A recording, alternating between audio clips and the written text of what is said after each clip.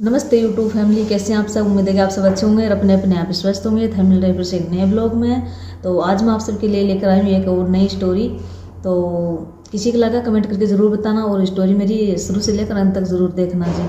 आप सबसे हाथ जोड़कर रिक्वेस्ट है। और आज हम कहानी है मेरी कि एक बहुत समय पहले की बात है। एक गाँव था, गाँव के अंदर 3 बुजुर्ग महिलाएँ रहती थी। तो हमेशा ही वो तालाब के किनारे पानी भरने के लिए जाया करती थी और वहीं पर बैठकर अपनी दिन भर की जो भी दुख सुख की घर गृहस्थी की बातें करती थी। तो एक दिन एक महिला बोली कि मैं तो क्या बताऊँ, मेरी बहू तो इतनी पढ़ी लिखी है कि पूछो मत, स्टैंडर्ड से रहती है। तो दूसरी बहू ने, दूसरी बुजुर्ग लोग जो महिला थी उसने बोला कि अब तुम इतना बोल रही तो मेरी बहू के ठाठ तो तुमने देखे नहीं। मेरी बहू तो इतनी पढ़ी लिखी है कि गाड़ी के बगैर पैर भी नहीं रखती है और उसके साथ तो काफ़ी सारे छोटे मोटे अफसर भी रहते हैं उसके साथ। ये से इन दोनों की बातें सुनकर तीसरी महिला बोली, अब मैं तो क्या ही बोलूँ, मेरी बहू तो ना ही तो खूबसूरत है और ना ही पढ़ी लिखी है और ना ही मेरी बहू के साथ अफसर रहते हैं, बस ऐसे ही है। ये सब बोल कर तीनों महिलाएं और अपना अपना मटका उन्होंने उठाया और अपने घर की तरफ बढ़ने लगी। जल्दी वह तीनों ही महिलाएं। तो रास्ते में पहले वाली महिला की बहू मिली। तो सुंदर, काफ़ी सुंदर थी और काफ़ी पढ़ी लिखी थी, कोट पैंट पहने हुई थी। तो अपनी सास के पास से गुजर गई और उसको देखा तक नहीं उसने। फिर दूसरी महिला की बहू भी मिली, तो वो भी काफ़ी गाड़ी से उतरी और उसके पास जो बोलते हैं सेक्रेटरी वगैरह, काफ़ी सारे मैनेजर थे उसके पास। तो स्टैंडर्ड से निकली, लेकिन उसने भी वैसा ही किया जो पहले वाली महिला के बहू ने किया। वैसा ही उसने किया कि अपनी सास को देखकर भी अनदेखा कर दिया और निकल गई, पास से गुजर गई, कुछ भी नहीं बोला। इतनी देर में तीसरी जो महिला थी उसकी बहू मिली।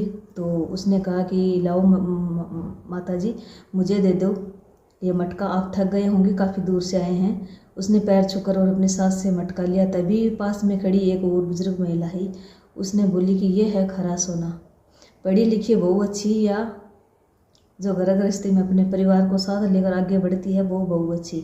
तो इसमें आपकी क्या राय है, आप ज़रूर बताना। पढ़े लिखा होना बुरी बात नहीं, मेरे हिसाब से बुरी बात नहीं, अच्छी चीज़ है। नए ज़माने के साथ हमें आगे बढ़ना चाहिए, लेकिन पढ़ाई लिखाई के साथ साथ हमें अपने संस्कार और अपने माता पिता की का आदर करना चाहिए। उनके मान सम्मान के साथ ही हमें अगर आगे बढ़ें तो हमारी खुशी दोगुनी मिलेगी हमें।